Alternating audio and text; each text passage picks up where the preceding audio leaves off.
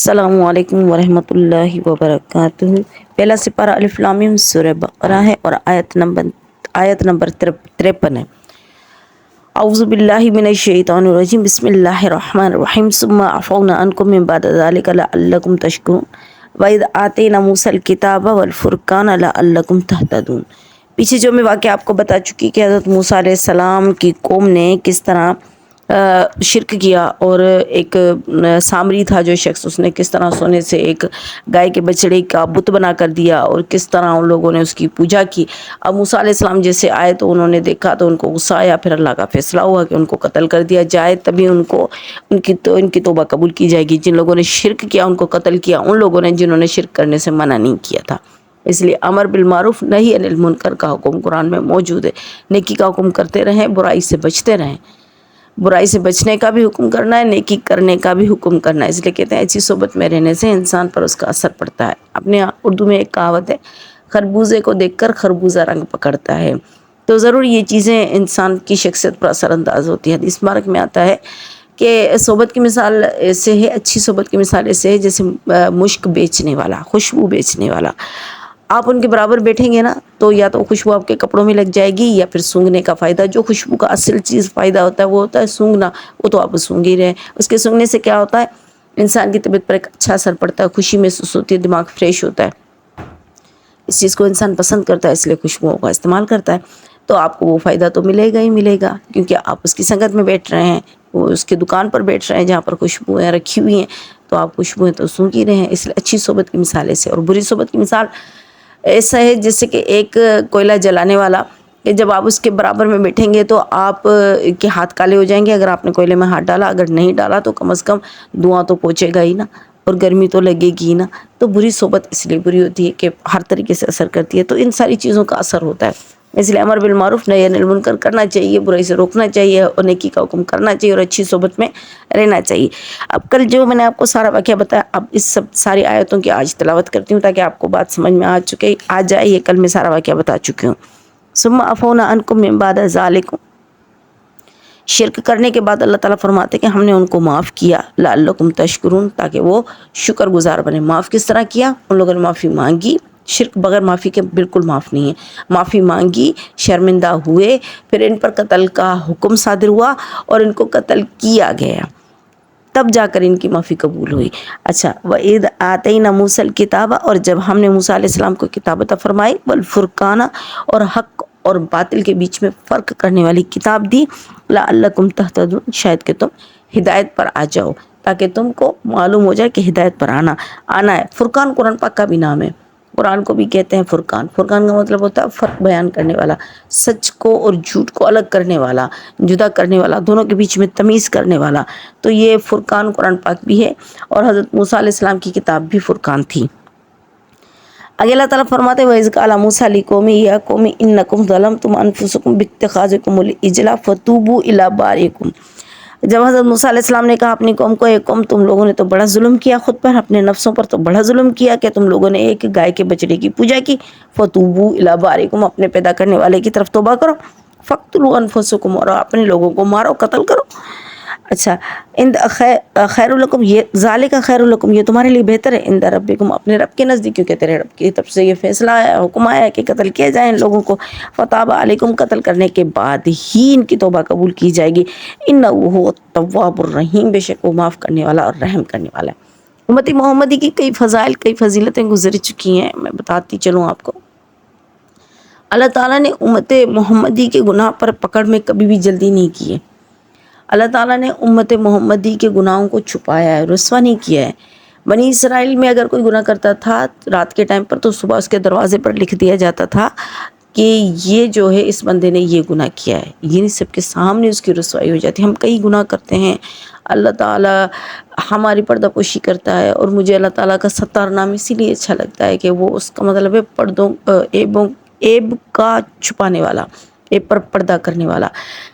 کیونکہ خامیاں تو ہیں نا، بہرحال کمیاں تو ہیں ہم میں، ہم اتنے گناہ گار ہیں، لیکن وہ میرا رب ہے جو ہماری غلطیوں کو کس طرح چھپا رہا ہے، کیونکہ وہ ستار ہے، وہ ستاری کر دیتا ہے، وہ چھپا دیتا ہے عیبوں کو، کسی کے سامنے ظاہر نہیں کرتا، کچھ کہتا نہیں۔ پھر اگلی امتوں میں یہ تھا کہ اگر کپڑا پلیت ہو جاتا تھا تو اس کو کاٹ دیا جاتا تھا، بھئی کاٹ دو اس کو، یہ پاک نہیں ہو سکتا۔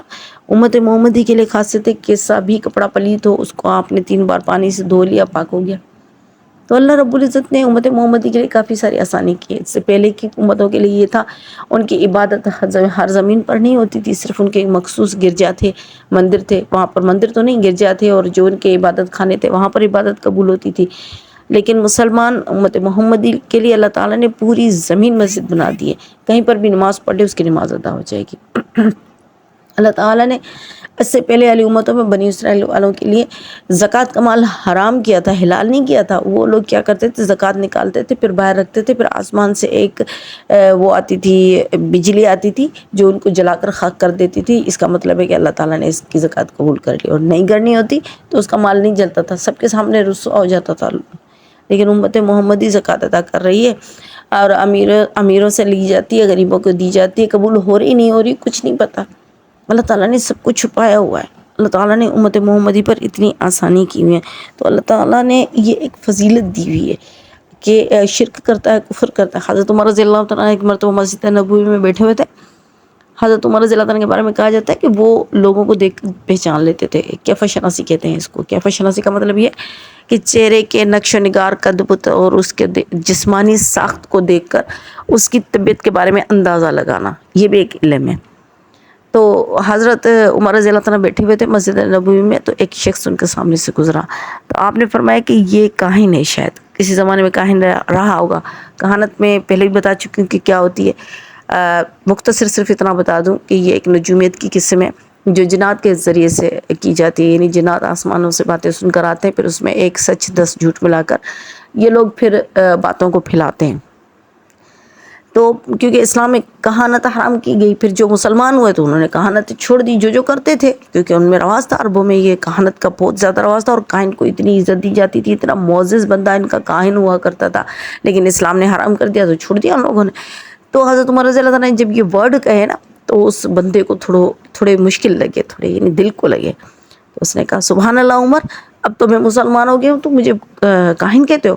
حضرت عمر نے کہا سبحان اللہ، تم اس بات پر ناراض ہو رہے؟ ارے ہم تو وہ لوگ تھے جو بتوں کے سامنے جا کر بیٹھ جاتے تھے، عبادتیں کرتے تھے، ہم تو مشرک تھے، اللہ نے ہم پر رحم کیا، اللہ نے ہمیں ہدایت دی تو ہم مسلمان بنے۔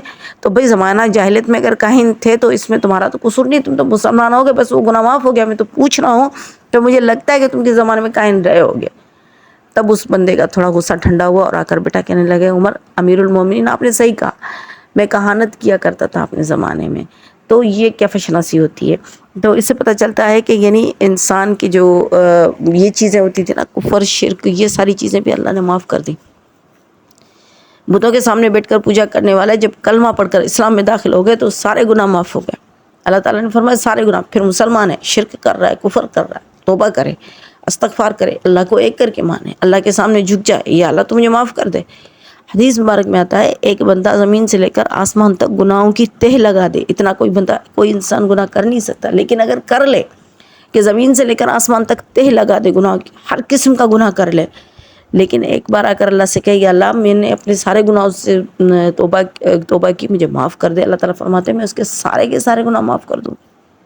یہ میرے رب کا کرم ہے کہ اللہ تعالیٰ نے امت محمدی پر ایسی نعمتیں عطا فرمائی ہیں، جبکہ بنی اسرائیل پر یہ نعمتیں نہیں تھی، بنی اسرائیل پر سختی تھی، بنی اسرائیل پر دوسری نعمتیں تھیں۔ اللہ تعالیٰ نے ایسی نہیں کہ ان کو کوئی نعمت نہیں تھی، ان پر دوسری نعمت تھی۔ مثال کے طور پر من و سلوہ آسمان سے اترا، کھانا اترا ان کے لیے، لباس ان کے لیے، بچے پیدا ہوتے تھے لباس سمیت پیدا ہوتے تھے، اور بڑے ہوتے جاتے تھے لباس بڑا ہو جاتا تھا، نہ ان کا لباس میلا ہوتا تھا نہ ان کا لباس پھٹتا تھا۔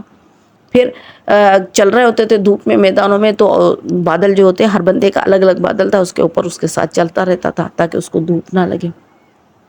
اللہ تعالیٰ نے بنی اسرائیل کے لیے بھی نعمتیں دی، اس لیے انی فضلتکم علی العالمین، ہم نے جہانوں پر اس کو فضیلت دی، لیکن امت محمدی کی فضیلت ان سب سے اعلیٰ اور عرفہ ہے۔ اللہ تعالیٰ نے امت محمدی کو بہت ساری فضیلتیں دی ہیں، تو اللہ تعالیٰ یہ بتا رہے ہیں کہ بے شک وہ تواب الرحیم، وہ معاف کرنے والا اور رحم کرنے والا ہے۔ ہاں اس کے سامنے جھک جاؤ، اس سے معافی مانگ لو، اس کے سامنے آ جاؤ، عاجز ہو کر آ جاؤ، تو یہ جو سزائیں، ان سزاؤں کے بغیر بھی اللہ تعالیٰ معاف کر دیتا ہے۔ اللہ تعالیٰ اب مجھ کو، آپ کو، ہم سب کو اللہ تعالیٰ معاف فرمائے، اور اللہ تعالیٰ ہمیں سیدھے راستے پر چلنے کی توفیق عطا فرمائے۔ وآخر دعوانا ان الحمد للہ رب العالمین۔